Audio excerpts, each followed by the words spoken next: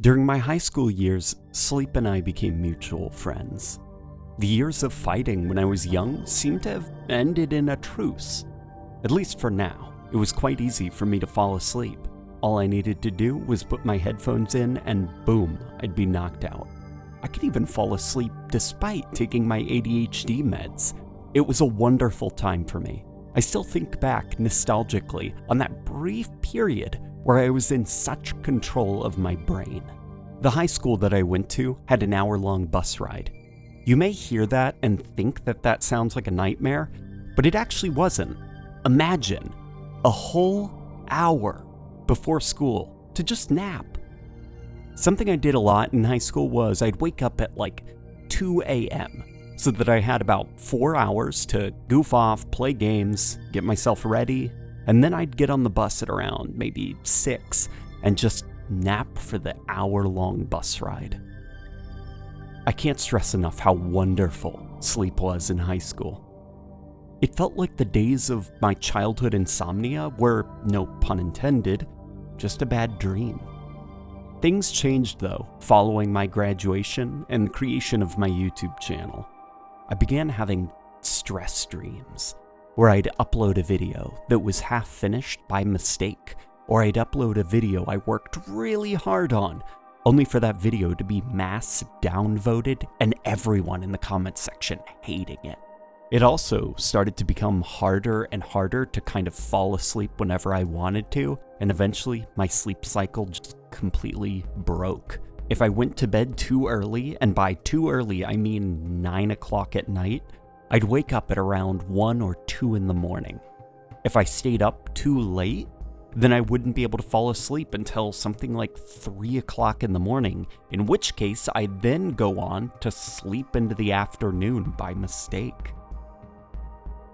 Things got bad in my early 20s, but this inability to fall asleep was just a prelude to something much more annoying. You see, when I was maybe 22 or 21, a strange night happened to me. I remember opening my eyes, and my room was bathed in moonlight from my window. My body felt strange.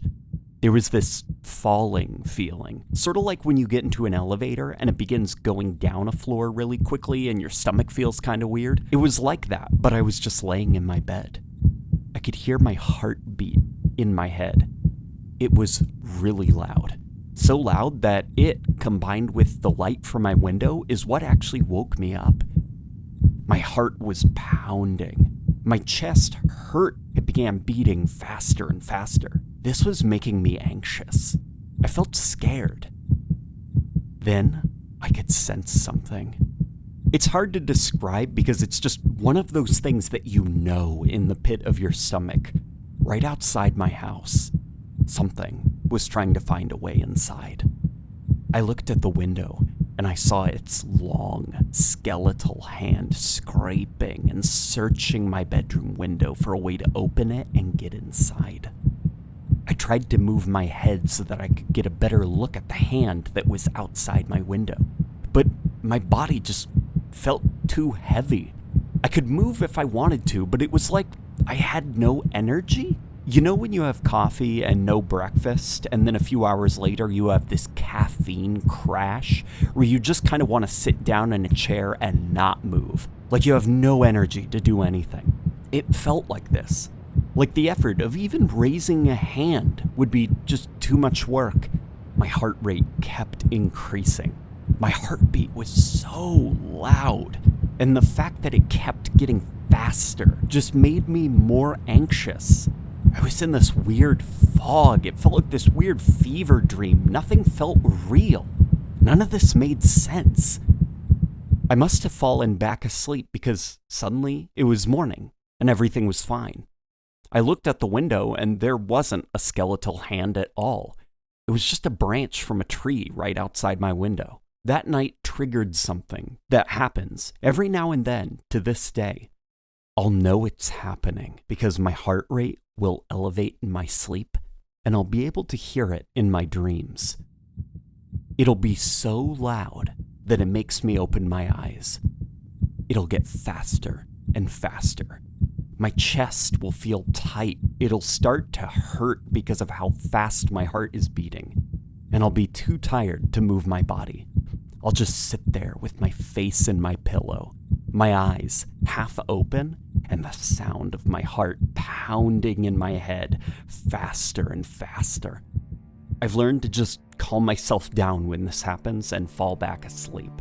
I eventually learned that this was a thing called sleep paralysis. Some people have really weird experiences with sleep paralysis, where they'll see something in their room trying to kill them, or it'll just be a thing in the corner watching them as they sleep. Essentially what happens with sleep paralysis is that your mind wakes up before your body wakes up.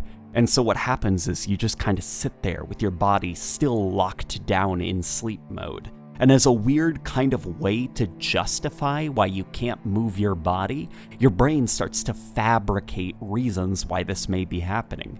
So some people do think that they're being maybe sat on by a monster, or like they're being preyed on. It's the only logical explanation for why you're trapped in your own body, so to speak. It's a really interesting phenomenon. In 2021, sleep and I still battle each other every night. The days of my teenage years are over. Sleep isn't easy anymore.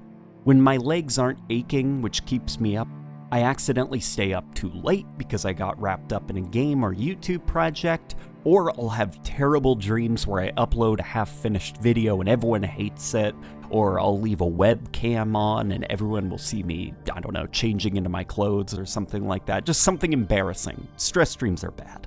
One of my goals this year is to finally establish a permanent truce with sleep. I'm tired of being tired, and I feel like my body and I would benefit greatly if we just set aside our differences and got a healthy 8 or so hours of sleep each night.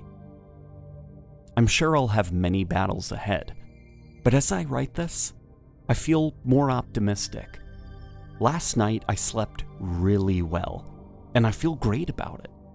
I envy those who never needed to worry about sleep, who always go to bed in the evening and wake up in the morning without thinking, hey, that was weird, I slept really well.